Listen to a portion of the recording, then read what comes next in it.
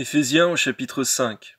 Devenez donc les imitateurs de Dieu, comme des enfants bien-aimés, et marchez dans la charité, à l'exemple de Christ qui nous a aimés, qui s'est livré lui-même à Dieu pour nous, comme une offrande et un sacrifice de bonne odeur. Que l'impudicité, qu'aucune espèce d'impureté et que la cupidité ne soient pas même nommées parmi vous, ainsi qu'il convient à des saints. Qu'on n'entende ni paroles déshonnêtes, ni propos insensés, ni plaisanteries, choses qui sont contraires à la bienséance. On entende plutôt des actions de grâce, car sachez-le bien, aucun impudique ou impur ou cupide, c'est-à-dire idolâtre, n'a d'héritage dans le royaume de Christ et de Dieu. Que personne ne vous séduise par de vains discours, car c'est à cause de ces choses que la colère de Dieu vient sur les fils de la rébellion. N'ayez donc aucune part avec eux. Autrefois vous étiez ténèbres, et maintenant vous êtes lumière dans le Seigneur. Marchez comme des enfants de lumière, car le fruit de l'Esprit consiste en toutes sortes de bonté, de justice et de vérité.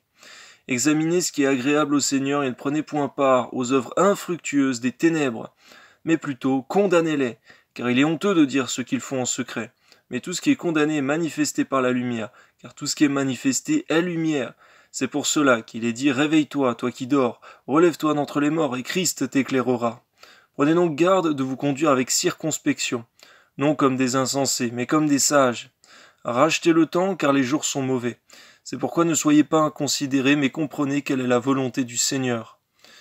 Ne vous enivrez pas de vin, c'est de la débauche. Soyez au contraire remplis de l'esprit. Entretenez-vous par des psaumes, par des hymnes et par des cantiques spirituels, chantant et célébrant de tout votre cœur les louanges du Seigneur. Rendez continuellement grâce pour toutes choses à Dieu le Père, au nom de notre Seigneur Jésus-Christ, vous soumettant les uns aux autres dans la crainte de Dieu.